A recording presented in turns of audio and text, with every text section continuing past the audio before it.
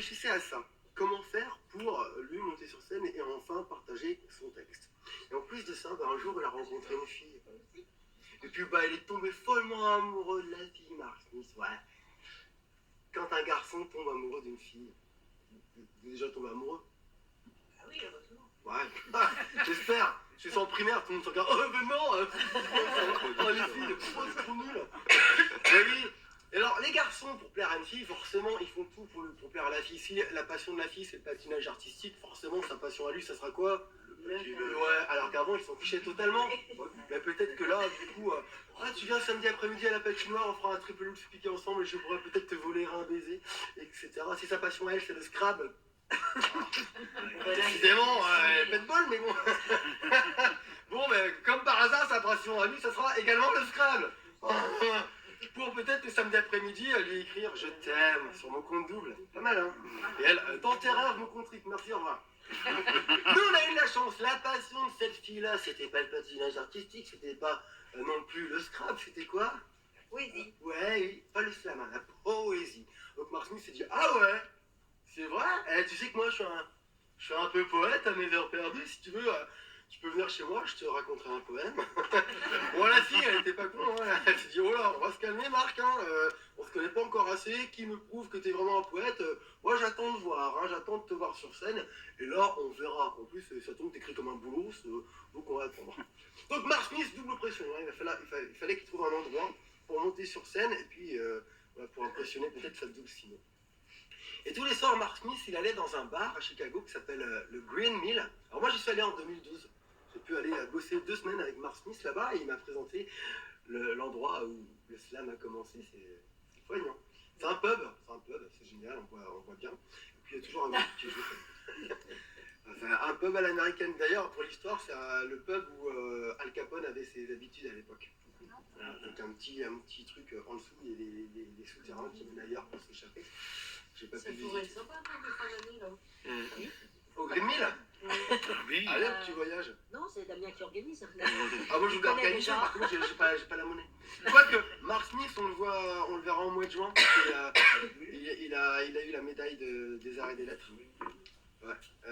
Et donc, on va lui remettre. Et du coup, il a envie de revoir tous ceux qui sont allés là-bas, donc on va lui faire une grande surprise, il sera super content. Par contre, il n'y aura pas Francky Vincent qui lui aussi a... Oui, c'est dommage, c'est ce que j'allais dire. C'est triste, hein. C'est dommage. C'est triste. Incroyable, hein, cette histoire quand même. Oui. Bon, bref. Un mec qui écrit sur son... Tu connais pas Francky Vincent? Ah non, tu connais pas. Bon, tu loues pas rien. Laisse tomber, je n'en veux pas. Voilà. C'est beaucoup pipi caca popo et il a... Pour résumer, il a la médaille des chevaliers des arts et des lettres. Et donc, au Green Mill, tous les soirs, il allait boire un verre pour se désaltérer, pour boire un coup avec ses amis, pour parler de la journée ou prévoir son week-end. Et il y a toujours un groupe qui joue à Chicago, c'est incroyable, vraiment, musicalement, il y a à chaque fois des groupes phénoménaux qui jouent, parce que c'est le crossroad, hein, c'est vraiment la mecque de la musique jazz, noire américaine, etc. Et donc, on ne sait pas pourquoi, un soir, pas fait comme un autre, eh bien... grippe aviaire qui touchait tous les musiciens de jazz de Chicago et de sa région, la scène était vide, mais le public était là, oh, chaud bouillant. La scène était vide et le public était là, chaud boulette. La scène était vide et ça va être à vous et le public était là, chaud. Ouais, bouillant. Bon, ouais, on l'a refait, c'est le matin. C'est le matin, ok. Pouf, pouf. La scène était vide et le public était là, chaud. Bouillant. Un peu comme vous, effectivement. Hein. Bon, ils étaient plus abîmés, c'était le soir, normal, c'est normal. On verra tout à l'heure à 17h, on sera peut-être complète, ça sera génial. Et donc, Mark Smith s'est dit, voilà, la scène, elle est vide, c'est peut-être le moment pour moi de monter sur scène et de dire mon texte. Et comme Mark Smith, c'est quelqu'un de très poli, il allait voir le patron ou la patronne du bar pour lui demander ceci. Salut patronne. Salut. Ça va bien? Ça marche les affaires ici et tout? Moyen. Ah, moyen. Attends, moi je vais te ramener du monde, t'inquiète. Écoute, je vois que ta scène elle est vide. Je te propose le deal suivant. Je te file $1, tu le mets dans ta poche cadeau, libre de droit d'imposition. Mais en contrepartie, est-ce que tu me laisserais monter sur ta scène pour que moi je puisse déclamer mon texte? D'accord. Allez, d'accord, merci. Oui. Et Mark Smith, donc il avait la permission du patron. Mais avant de monter sur scène, il allait dans le public. Il allait voir 3 personnes pour leur dire ceci. Bonjour. Bonjour, je m'appelle Mark Smith. J'ai monté sur scène là dans 5 minutes pour dire un texte. Ce texte, c'est moi qui l'ai écrit. Avec mon cœur, avec mon âme, avec mes tripes, avec ma main, avec mon stylo. Des fois ça rime, des fois ça ne rime pas. Ça parle de...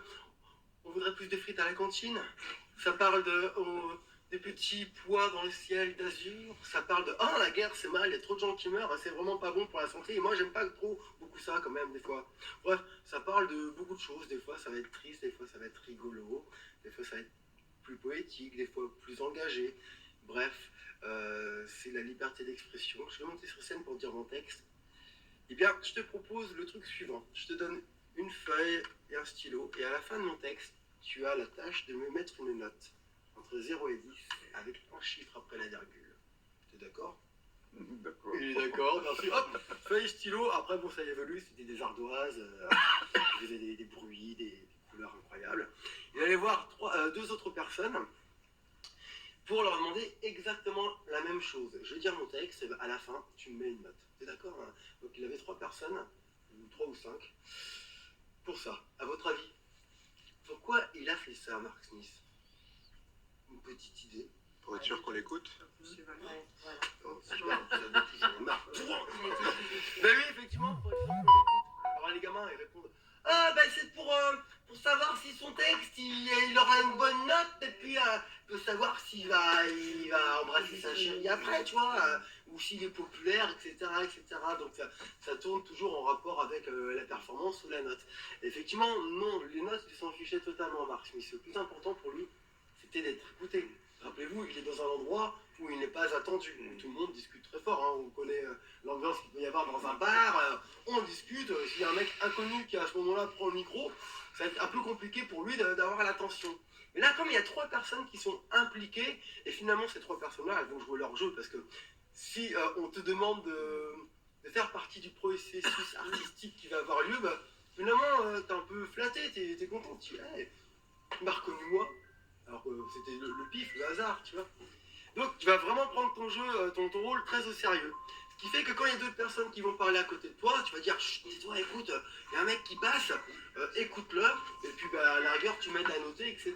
Et comme ça, bah, tout le monde s'est mis à écouter une personne que personne ne connaissait, une personne lambda qui prenait la parole, et c'est comme ça que le slam est né. Et dans l'assistance, donc les personnes écoutaient Mark Smith, et qui était venu avec 2 ou 3 autres de ses compatriotes, de ses compères, pour se partager un peu la scène. Et les personnes dans le public se disaient: ah, mais son premier texte, mais il m'a fait vraiment marrer, c'était chouette, c'était très rigolo. Et j'ai tout compris, et ça m'a vraiment touché. Et surtout son deuxième texte, par exemple, où là, j'ai eu des frissons, j'ai eu les poils, parce qu'il parlait de choses qui résonnaient en moi. Bref, tout le monde était impliqué.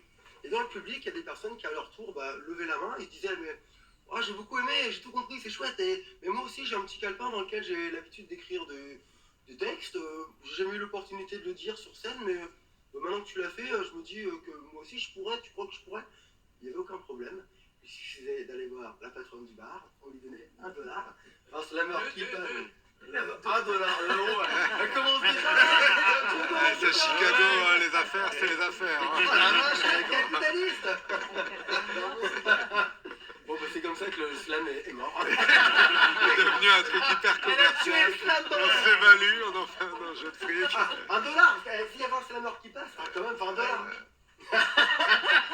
Ah bah jamais s'en sortir. C'est $1, non, c'est juste le symbole, le symbole. En France, on fait autrement, tu verras. Et donc voilà, je donnais $1 à la patronne et au patron du bar. On mettait ton nom sur un petit bout de papier, ou ton blast, ton surnom, avec ton nom de scène déjà, si tu en avais déjà.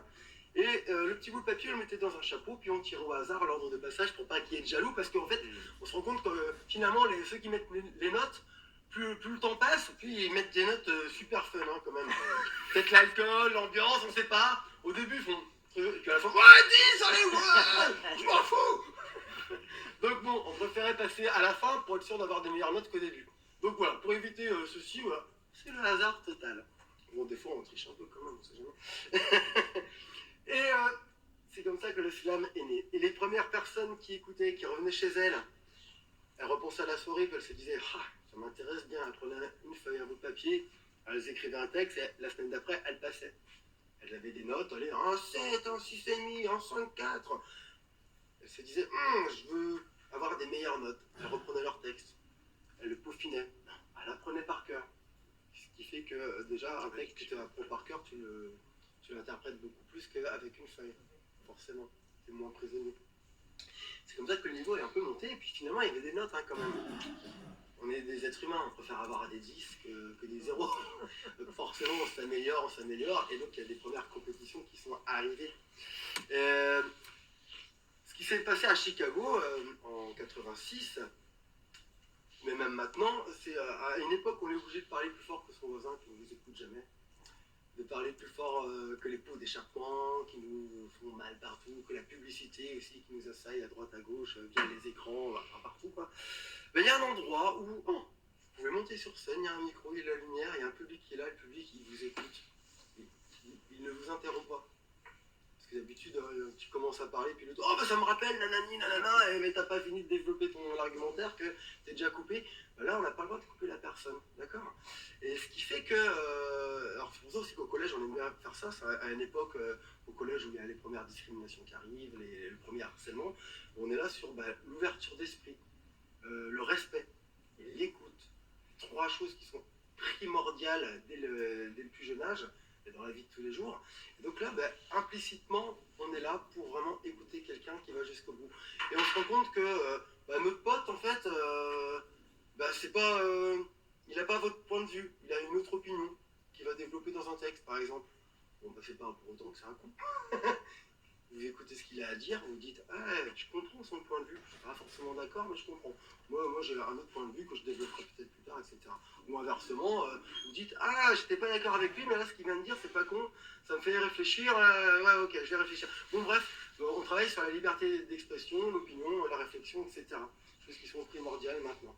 Donc c'est pour ça qu'on aime bien faire ça aussi beaucoup dans les collèges, pour à l'époque, à un âge où justement ils se font leur propre opinion. On parle de discrimination, etc., beaucoup de choses, et ça fait son petit chemin. C'est pour ça que c'est des belles valeurs, tout ça. Mais bon, vous connaissez déjà, c'est comme le théâtre, l'écriture, il y a les mêmes valeurs finalement, de respect et d'écoute.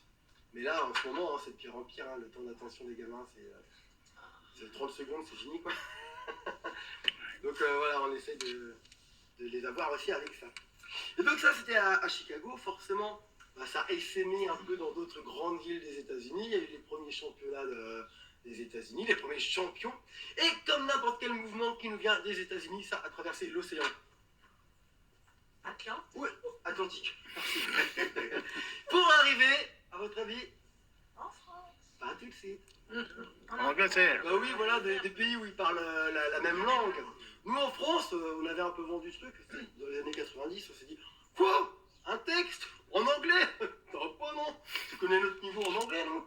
Et puis non, en fait, on a compris que nous pouvions écrire notre propre texte dans la merveilleuse langue de Joule.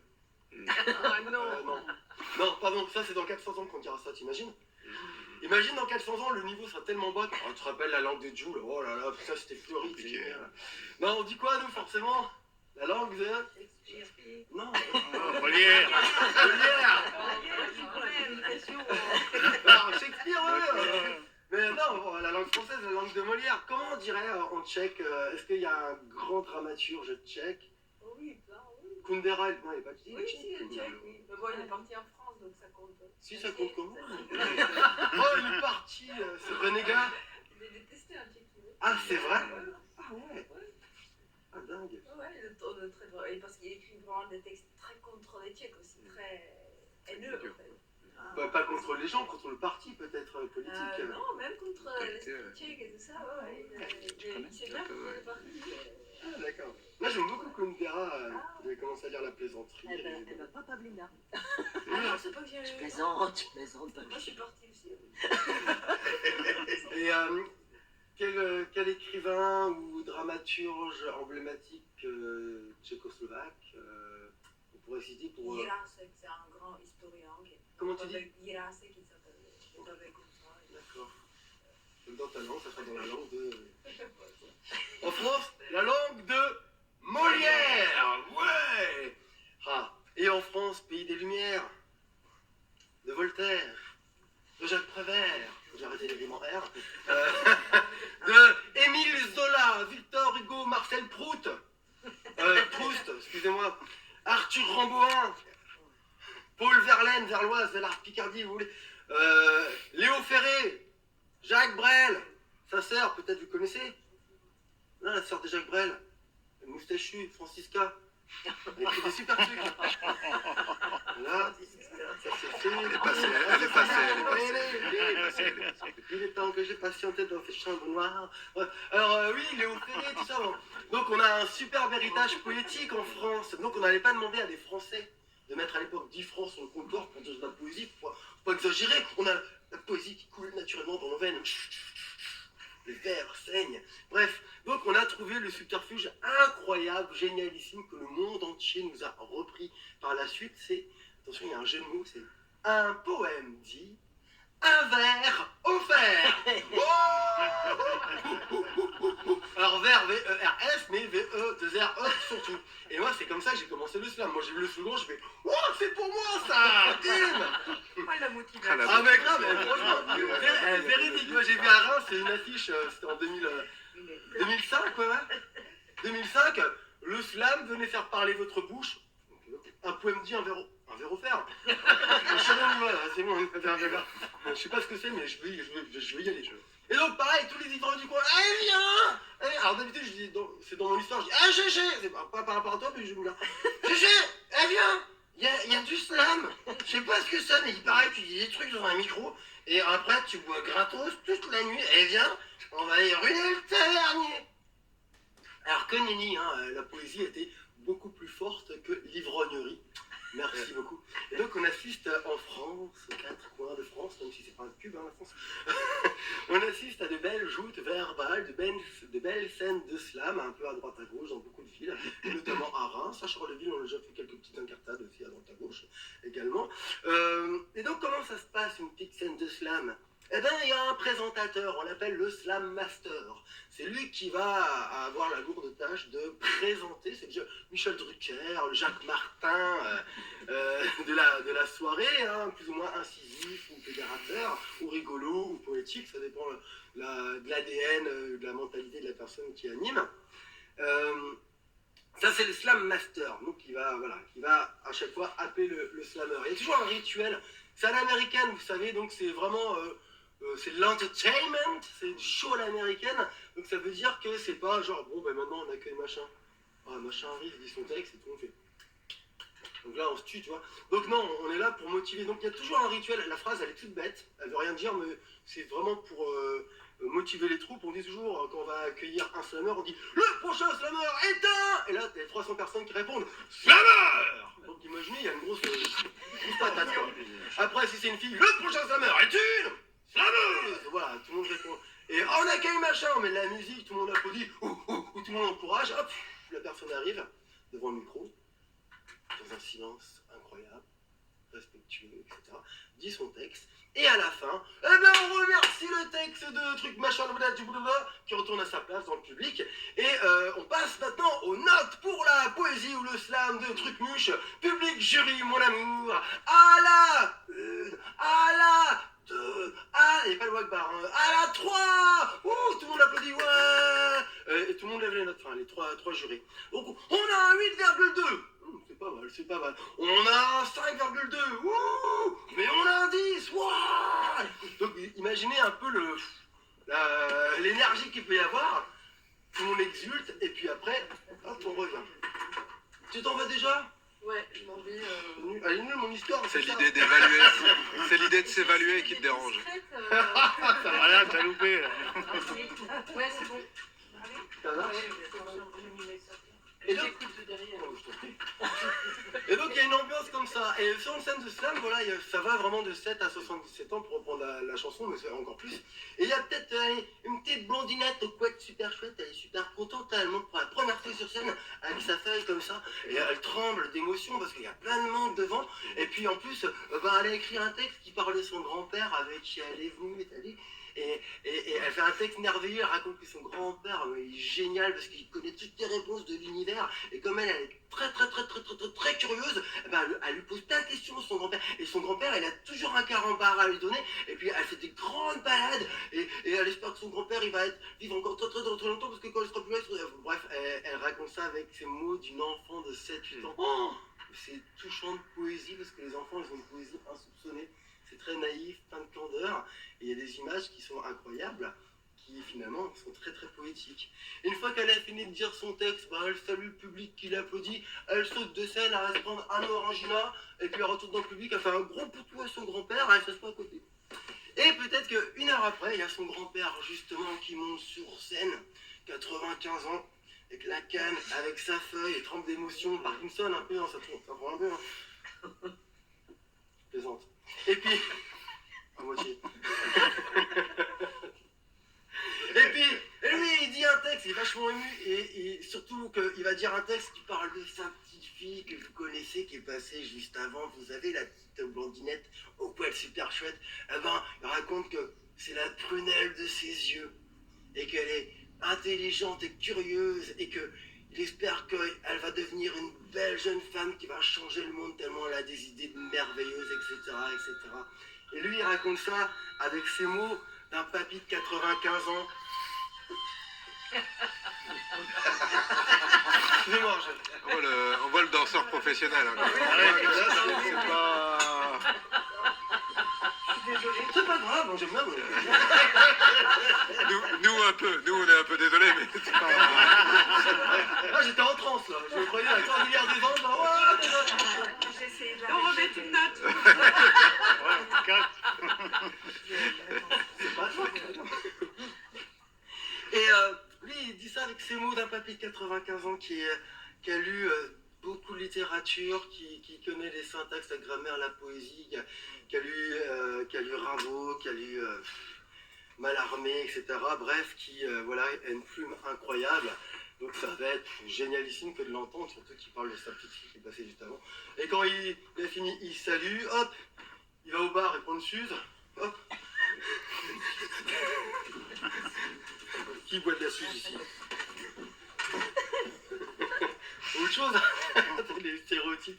Et puis il va dans le public et il fait un gros poutou à sa petite fille. La petite fille qui a assisté à ça, comment elle est? Émotionnellement parlant. Oui, j'ai entendu. Heureuse, plus que ça. Enfin, oui, c'est émouvant.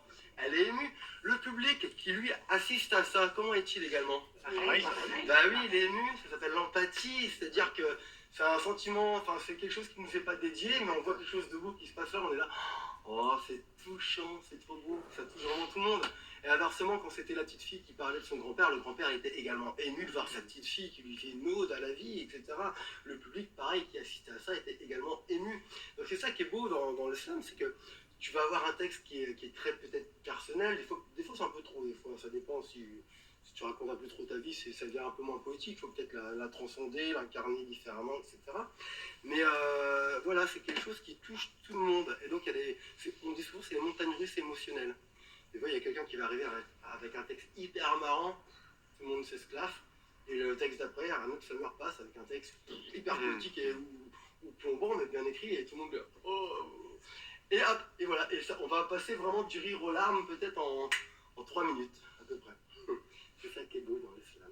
Et entre la petite blondinette de couette super chouette et puis le papy de 95 ans se seront succédés sur scène autant de derviches, tourneurs, fraiseurs, boulangers, pâtissiers, plombiers, zingueurs, psychologues, psychopathes, instituteurs, institutrices, des gens qui votent à gauche, des gens qui votent à droite, des gens qui ne votent pas, des personnes qui viennent du centre-ville, des personnes qui viennent du ghetto, des personnes qui sont au chômage, des médecins, des plus riches, des musulmans, des juifs, des athées, des catholiques, bref. Plein de personnes d'horizons totalement différents. Là, en fait, tout le monde est au même niveau. T'aimes la littérature, t'as envie d'écouter ou de déclamer un texte, welcome, sois bienvenu, installe-toi, bien au chaud, et puis enjoy, profite vraiment. Voilà, donc il n'y a pas de différence. Il n'y a pas de barrière. Alors, un melting pot artistique où différentes pratiques artistiques et personnes se mélangent. Et par exemple, moi qui fais de la danse, à chaque fois qu'on fait un spectacle de danse, finalement, je vois à peu près les mêmes personnes, finalement, c'est à peu près le même cercle. Et, alors que dans l'islam, à chaque fois, c'est des personnes vraiment d'horizons différents, ça se mélange beaucoup plus, je trouve. Donc c'est plus intéressant aussi de toucher des personnes. C'est facile de faire des textes et tu sais que le public il est d'accord avec toi, bon. Mais c'est Dans bien la aussi même de pouvoir mouvance toucher. tout le temps, quoi. Ouais, Dans la même mouvance. ouais, tu convaincs ta personne à convaincre, finalement, ils sont d'accord avec toi. C'est bien aussi d'avoir des personnes à convaincre également. Ça donne peut-être plus de motivation. C'est comme ça que l'islam résonne en France et dans tous les pays du monde, hein, finalement. Alors, non, Corée du Nord, en ce moment, elle n'a pas trop. C'est un peu compliqué. Le pays. Ah, moi, je voudrais faire un texte pour qu'il parle de la politique de Kim Jong. T'as même pas fini de dire ta phrase que t'es sur un missile direction la Lune. Salut. Donc voilà, donc c'est que dans les pays démocratiques que tu as le droit de dire ce que tu veux parce que tu peux dire des textes point levé pour dénoncer des choses qui te paraissent absurdes. Hein. Donc voilà, en Russie, pareil, hein, tu fais pas un texte sur Poutine en ce moment. C'est un peu compliqué. Ils ont peut-être des slameurs professionnels, justement. Pardon? Ils ont peut-être des slameurs professionnels de Poutine. En Russie? Ouais. Oui, qui doivent adhérer au qui- parti et puis qui doivent faire la... Qui font la propagande. Oui, c'est ça. Oh bah oui, sûrement. Il y a peut-être ce qu'on appelle les idiots utiles aussi, comme à l'époque de Staline, où tu avais les intellos français qui allaient là-bas. En poésie, ça a toujours existé. Hein. Ouais. Au régime. Ah oui, carrément, ouais. Mais c'est pour ça que, voilà, on n'est apparenté à aucun parti, on est apolitique. Et c'est vrai qu'il pourrait y avoir, par exemple, des personnes qui arrivent et qui vont faire un texte dégueulasse qui fait l'apologie du racisme, des camps de concentration, etc. Pourquoi pas? Parce que, oui, mais on ne vérifie pas le texte de la personne qui vient dire. Par contre, le public, lui, ce qu'il a le droit de faire, c'est de siffler. Hein. Et on va peut-être pas l'interrompre, mais il sera sifflé, puis il aura des sales notes, et puis généralement, ces mecs-là ne reviennent pas. Parce que généralement, les textes que les gens partagent, c'est quand même des textes d'amour, des belles valeurs. Ou des trucs qui font réfléchir, mais il n'y a pas de haine, quoi. Ces gens-là ne fréquentent pas les scènes d'islam. Ou les leurs. Bah, je sais pas, ouais, non, eux, ils sont plus préfèrent aller taper des gens et se battre, etc. C'est plus, ouais, selon eux. Hein. C'est comme ça que l'islam résonne en France. Il y a trois règles, cependant, dans l'islam, je vous l'ai dit, pour que vous sachiez. Un texte ne doit pas dépasser 3 minutes. C'est court ou c'est long, 3 minutes? C'est long quand on est en long. déclamer. Ouais. Parce que vous, maintenant, je pense que plus le temps que vous écrivez, je pense que vos textes ils peuvent vraiment largement dépasser. Hein. Tu me disais que vous faites des nouvelles également, c'est ça? Oui, mais avec Skype, on a forcément réduit obligatoirement. Sinon, l'écoute était vraiment difficile. Ah, Sur surtout des par textes écran. longs, surtout par écran. Ah ouais. Donc là, c'est une page dactylographiée. Ok, ouais. Et donc, des 3 minutes, on est peut-être à 4 avec une page dactylographiée. Enfin, évidemment pas très serré, mais on est bien plus de 3 minutes hein, quand même. Ok. Les 3 minutes, ouais, c'est court et c'est long. C'est le temps d'attention normalement du cerveau humain. Les chansons qu'on écoute à la radio, c'est 3 minutes, après on zappe.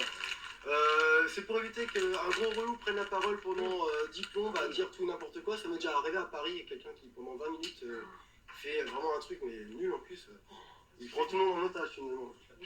Et donc, on tolère jusqu'à 3 minutes, 9 secondes, 99 centièmes. On a un chrono. Parce qu'il y a la loi aussi sur les scènes de slam.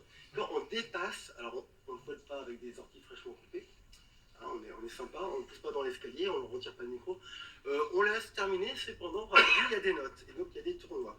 Ce qui fait que quand on dépasse 3 minutes, les 10 secondes, on retire 0,5 points par tranche des 10 secondes dépassées. 3 minutes 11, 0,5 points en moins. 3 minutes 21, 1 point, etc. Quand on tournoi, ça fait beaucoup, 0,5 points. Après, quand c'est une scène, voilà, moi j'ai des textes qui dépassent, bah, je ne veux pas précipiter mon texte, parce qu'il a son propre rythme, pour avoir des meilleures notes. J'ai la satisfaction d'avoir dit mon texte en entier, et tant pis, je n'irai pas au final, c'est pas grave. Tout dépend pourquoi tu dis ton texte, en fait. Et donc il y a la loi, il y a le chrono. C'est-à-dire que sur une scène de slam, je reparle de un peu l'entertainment, c'est que, alors c'est moi qui fais la loi à Reims, quand on a fini de dire les notes, et que le mec a dépassé ou la nana a dépassé, je me lève, je vais sur scène. Donc le public il est au courant, il sait que quand je me lève, j'ai enlevé des notes. Donc tout le monde dit « Ouh, salaud, vendu là !» Et donc tu vois, il y a un rituel. Moi tout ce qui ne m'attend pas, tout ce qui ne me tue pas me rend plus fort, ouais. Machin truc, tu as fait 3 minutes 27 secondes, c'est inadmettable. Donc tout le monde dit « Non, c'est inadmissible. Non, mais je suis au courant. Non, il s'est trompé, disons. C'est inadmettable, je te condamne à écouter le dernier album de Jul jusqu'à ce que mort s'en suive. Et en attendant, j'enlève 1,5 points ou 1 point, et je finis toujours par ce rituel-là, je suis désolé, c'est comme ça, je finis par « c'est la loi », et là, les 300 personnes n'attendent qu'une chose, c'est de me répondre, ils disent « nique la loi !»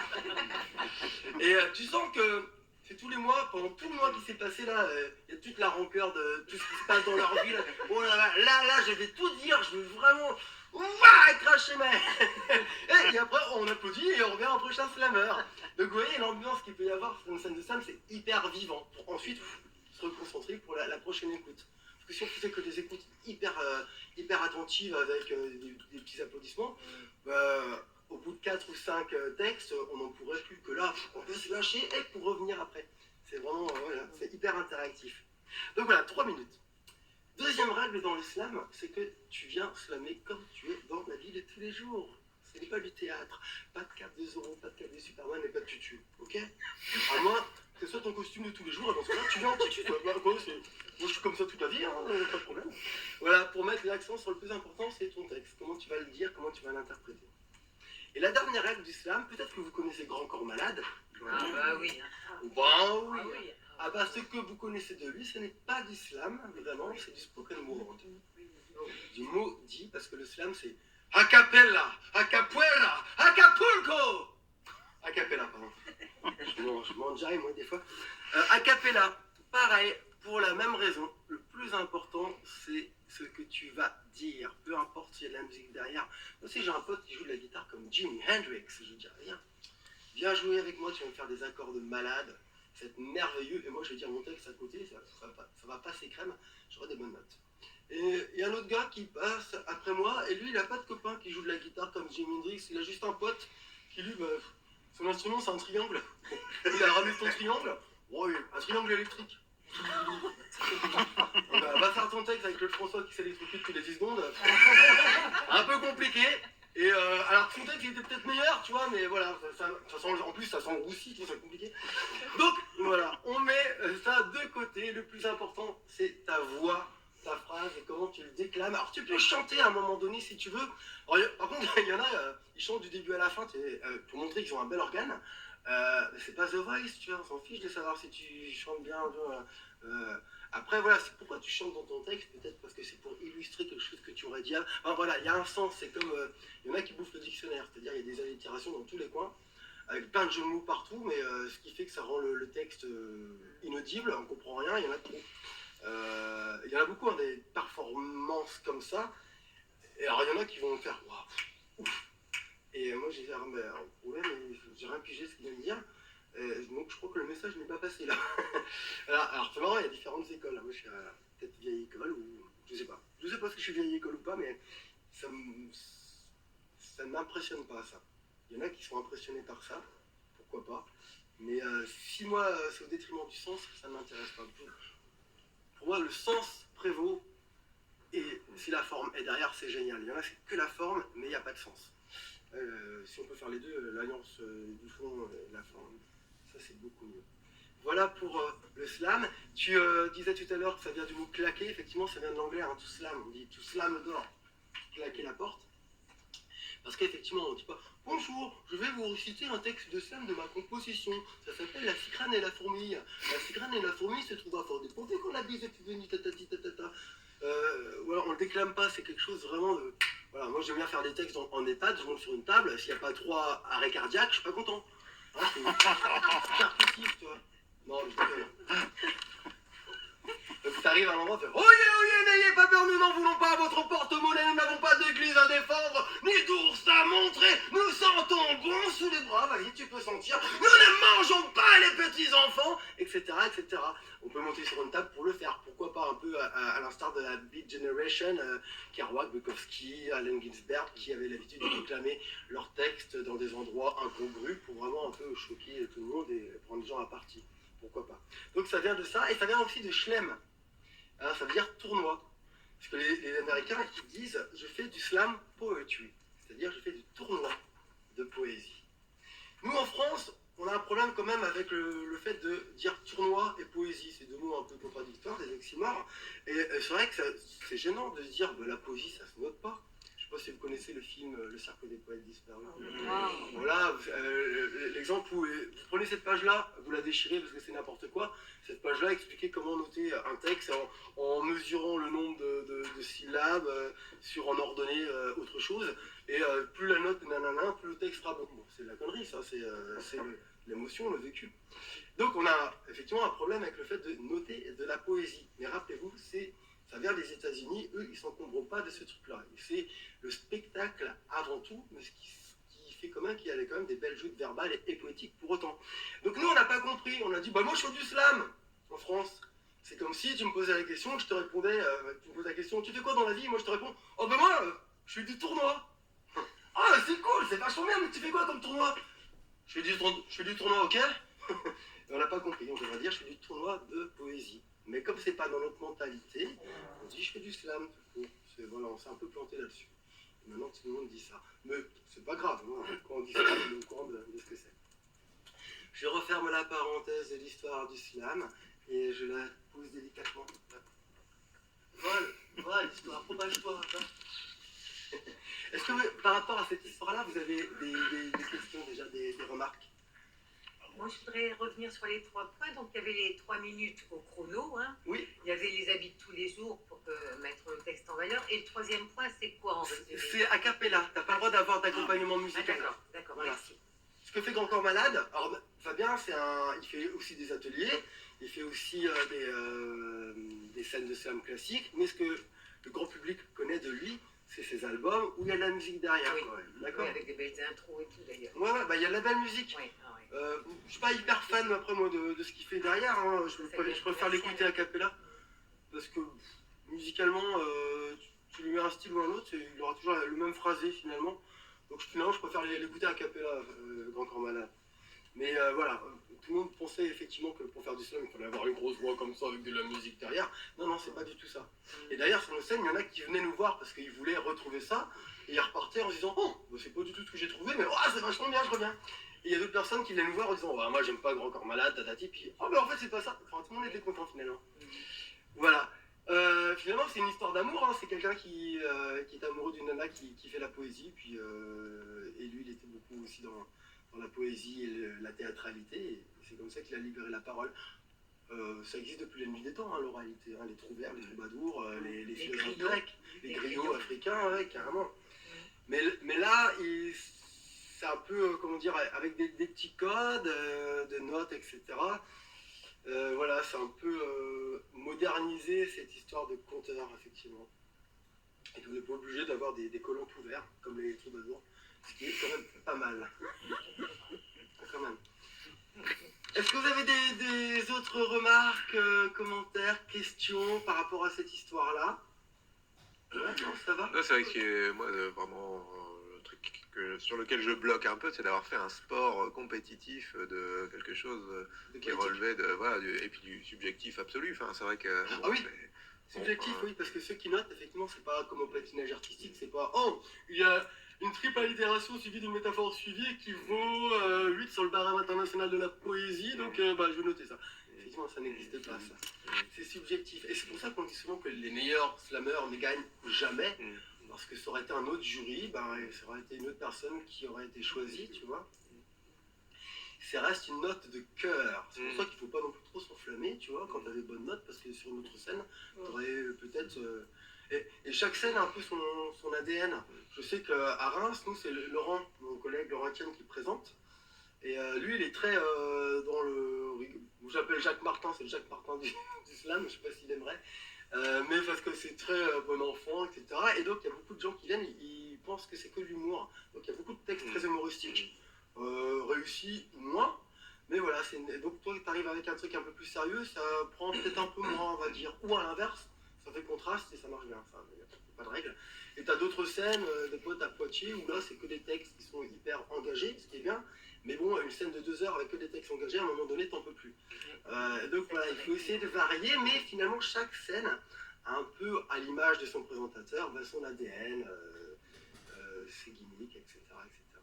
Je trouve que c'est bien parce que ça oblige à une certaine humilité. Puisqu'on est en fonction du public, on est... Ouais. Ce sera bien noté ou pas, suivant les critères. Ça Donc, plombe pas trop. Il y en a non, qui pas oublient, trop, non. ouais. Moi, je suis mauvaise langue, non, quand même pas. Mais si, il y en a quand même qui, à un moment donné, là, je ferai la complète. ah ouais, ils ont fait 3 textes, ça, ils se lâchent au trou, hein, tu vois. Puis après, on les voit s'effondrer. C'est Mmh. sur la durée, hein, qu'il faut. Mais c'est pas forcément évident parce que quand tu écris, Oui. quelqu'un qui écrit peut être quelqu'un de solitaire en fait. Oh, Non, mais quelqu'un qui écrit peut être solitaire. Il écrit ses textes parce que ça va lui venir selon son inspiration, selon sa vie, selon ses émotions. Aller le dire devant du monde, le déclamer devant du monde, c'est quand même autre chose. c'est pas pareil. Et c'est pas évident parce que c'est vrai, tu dis, oh ben, on a l'impression que ça. Enfin, moi, quand je t'écoute, ça paraît tout simple. T'arrives, le mec il est sur scène, il déclame son texte et tout est là. Oui, c'est impressionnant au départ.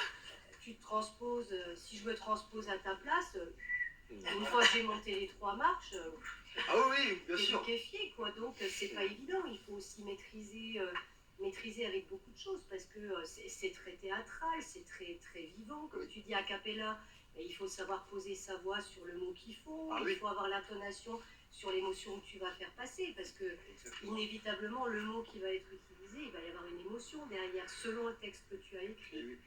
Tout ça, c'est voilà, c'est vraiment un Je voudrais, excuse-moi. J'ai fini. Je voudrais te demander une chose, parce que tu parles de Jacques Brel, Ces jours-là. de ces gens-là. Moi, j'ai vu la vidéo de Jacques Brel, de ces gens-là.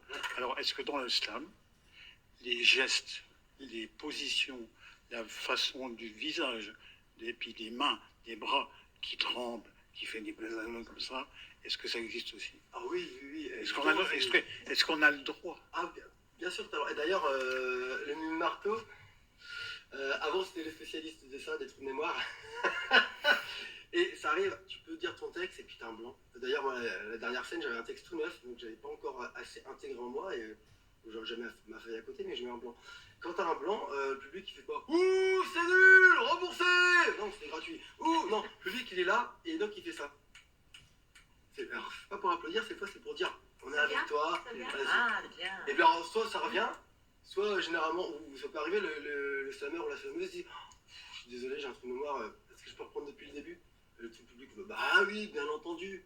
Bon, par contre, moi au chrono, je fais bah, le chrono il compte quand même, ok? Parce que bon, faut pas déconner, il y a des règles. Mais bon, ouais, je joue le méchant, mais voilà. Mais oui, bien sûr, toute cette émotion-là, on a besoin de le sentir, comme tu disais, il y a une interprétation. Et chaque mot est important. Et je dis souvent aussi, parce qu'à force d'apprendre ton texte, t'apprends ton texte, après ça devient automatique. Des fois, moi je peux dire un texte et penser à autre chose. Mais tout en faisant croire que je suis à fond dans le texte. Il faut C'est dur. faire en sorte de dire son texte comme si c'était la première fois que tu le disais. Ah, oui. Voilà, comme si tes mots jaillissaient là, pour être vraiment dans l'instant présent, dans l'émotion présente. Parce que, voilà, sinon quand tu es dans l'automatisme, et j'en vois aussi certains qui, pareil, donc, qui ont des super belles phases, mais elles sont dites, tu sens que c'est dit de manière très automatique, ce qui fait que l'émotion, moi je trouve qu'elle est plus là, quoi. Tu sens qu'il n'y a plus d'émotion, c'est un texte qui est appris, et pas quelque chose qui jaillirait de toi. Alors, il y a une triche, dans le sens qu'on fait comme si ces textes-là jaillissaient pour la première fois. Mais on est capable de retrouver la première émotion qu'on a eue en écrivant. Et des fois, moi, je reprends des textes et je me dis, ah mince, alors attends, faut que je me remette dedans parce que je ne sais plus pourquoi j'ai écrit ça, dans quel état j'étais, dans quelle émotion, dans quelle colère, dans quelle tristesse, etc. Il faut retrouver, pour moi, le sentiment premier qui a fait que tu as écrit le texte, en fait, pour être vraiment juste dans l'interprétation. Et donc, finalement, on me dit souvent, ah, mais tu peux dire ton texte à la manière de slam? Il n'y a pas de manière de slam. Pour moi, c'est du théâtre. Tu joues ton Tu texte. bouges. Ah oui, tu interprètes, toi. Sur scène, tu bouges. Ouais, je vais t'en faire 2 textes, tu vas voir. Ah oui, d'accord, bah, Est-ce que parfait. ça dépend aussi du public qui est devant? Ah le public, une bonne scène, c'est pas que les slammers, c'est aussi le public qui est là, parce que quand le public il est hyper bienveillant, hyper présent, toi t'as envie de tout donner. Ben oui. C'est de... Ça va dépendre du public, c'est un public mou ou un peu plus. Oui. Ah oui, oui. Enfin, je sais pas, je pose la question. Oui, oui, carrément, ça nous est déjà arrivé d'avoir des scènes où t'as un public un peu moins attentif, des gens qui discutent au fond, etc. Donc c'est plus compliqué Oui. déjà, et t'es moins dedans. ce qui est génial, c'est par exemple un texte hyper poétique où tu as un silence de 3 secondes, bah, tu sens la lourdeur du silence. Et là, tu sais, ouais, tu as réussi, tu es content. Ça veut dire que tu as l'attention de tout le monde et que tout le monde est suspendu à tes lèvres et attend la fin, quoi. À la fin du texte, hein. On attend la fin avec toi. Donc voilà, l'interprétation, bien évidemment, elle est hyper importante. D'accord? Alors des fois, c'est l'inverse. Hein. Des fois, tu sens qu'il y a des personnes qui, eux, viennent du théâtre et donc, oh, ils vont mettre un peu de trop. Il y a peut-être un juste milieu, faut voir. D'accord. Mais bonne remarque, je vais vous faire un texte ou deux. Si, Il y avait, dans la cour de récréation, à l'âge où on se pose des tonnes de questions, il y avait 2 bandes très distinctes qui s'affrontaient à coups d'insultes, de jolis mots et de noms d'oiseaux. Fallait choisir son camp, en rapport avec ses convictions, car comme les grands, nous avions nos préoccupations. C'est en décembre que les batailles étaient les plus rudes, chacun y allant de sa verve et de sa fougue pour prouver la véracité de ses propos. Quelques-uns, les plus balèzes, en venaient parfois aux mains, tandis que les gringalets, les binoclars et les morveux aux autant comptaient les points et encourageaient. Mais de loin, hein, seulement. Vas-y, Nathan, allez, tu peux lui cacher toutes tes dents. Allez, Nathan, ah,